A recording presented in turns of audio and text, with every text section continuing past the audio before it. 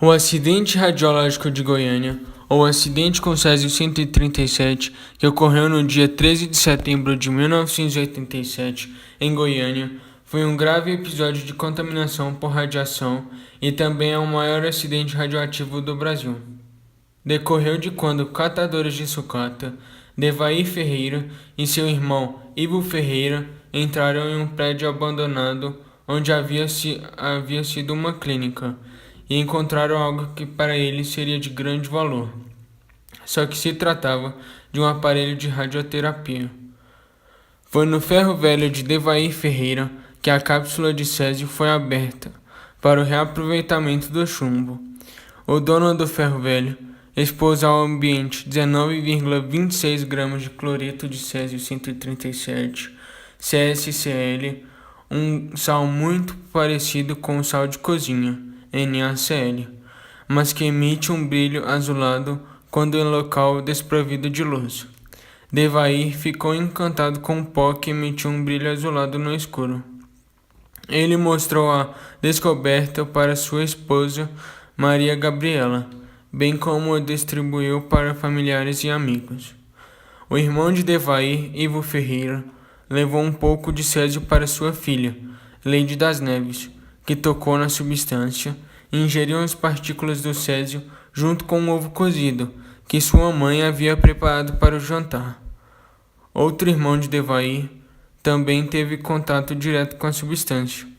Pelo fato de esse sal ser higroscópico, ou seja, absorver a umidade do ar, ele facilmente adere à roupa, à pele e aos utensílios, podendo contaminar o alimento e o organismo internamente. No dia 23 de outubro, morreram Leide e Maria Gabriela. Leide das Neves Ferreira, de 6 anos, era filha de Ivo Ferreira e foi a vítima com maior dose de radiação do acidente.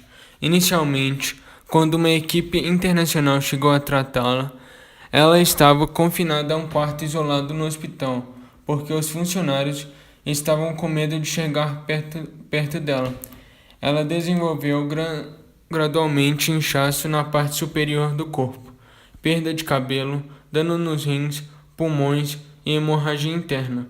Ela morreu em 23 de outubro de 1987 de septicemia e infecção generalizada no Hospital Naval Marcílio Dias, no Rio de Janeiro.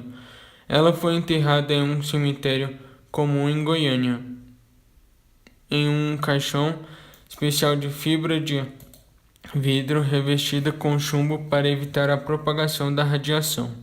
Apesar dessas medidas, ainda houve um início de tumulto no cemitério, onde mais de 2.000 pessoas, temendo que seu cadáver envenenasse toda a área, tentou impedir seu enterro, usando pedras e tijolos para bloquear a rua do cemitério.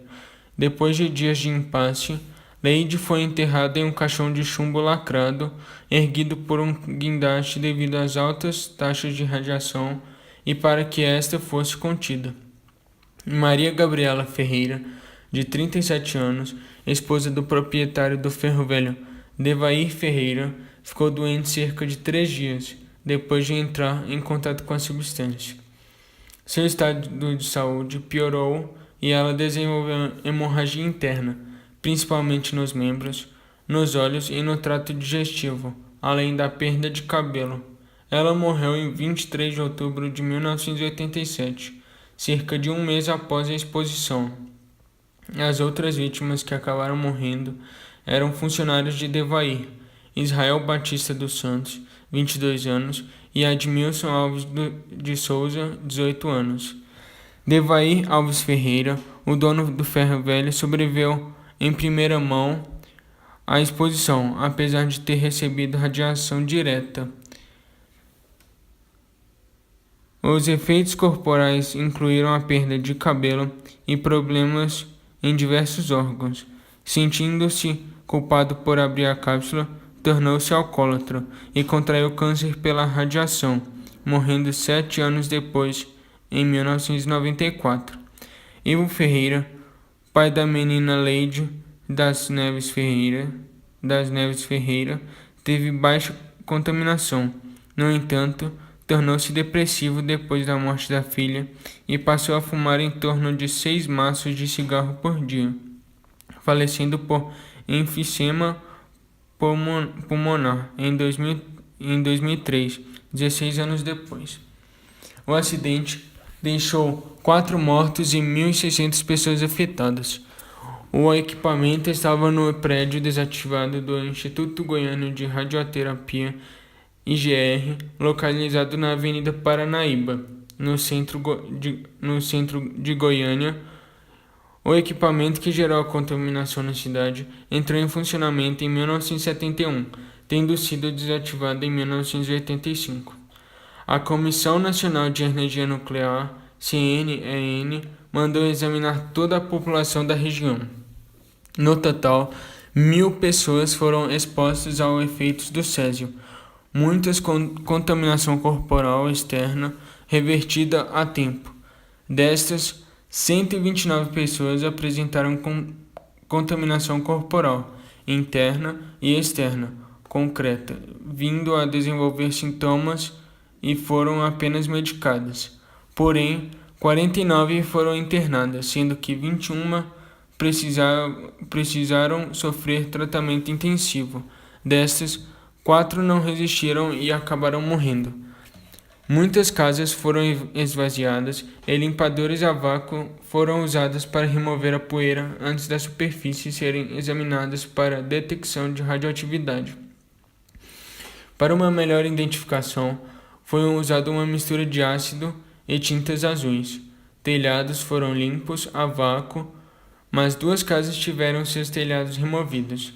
Objetos como brinquedos, fotografias e utensílios domésticos foram considerados material de rejeito. O que foi recolhido com a limpeza foi transferido para o Parque Estadual Thelma Ortegal. Em uma casa em que o césio foi distribuído, a residente, esposa do comerciante vizinho Adevair, jogou o elemento radioativo no vaso sanitário e em seguida deu descarga. O imóvel ficou conhecido como Casa da Fossa. Entretanto, a Saneago alegou que a casa não possuía fossa, sendo construída com cisterna, para a população não pensar que a água da cidade estava hipoteticamente contaminada. O césio-137 é um isótopo radioativo resultante da fissão de urânio ou plutônio. É usado em equipamentos de radiografia, mas quando desintegrado, dá origem ao bário 137, que passa a emitir radiações gama. Após 30 anos do desastre radioativo, as várias pessoas contaminadas pela radioatividade reclamam por não estarem recebendo os medicamentos que, segundo as leis instituídas, deveriam ser distribuídas pelo governo. E muitas pessoas contaminadas ainda vivem nas redondezas da região do Ocidente, entre a Rua 57, a Avenida Paranaíba, Rua 74, Rua 80, Rua 70 e a Avenida Goiás. Essas pessoas não oferecem, contudo, mais nenhum risco de contaminação à população. Até hoje, todos os contaminados ainda desenvolvem enfermidades relativas à contaminação radioativa, fato este muitas vezes não noticiado pela mídia brasileira. Após o acidente, os imóveis em volta do acidente radiológico tiveram seus valores reduzidos, pois quem morava na região queria sair daquele lugar, mas o medo da população da existência de radiação no ar impedia a compra e construção de novas habitações.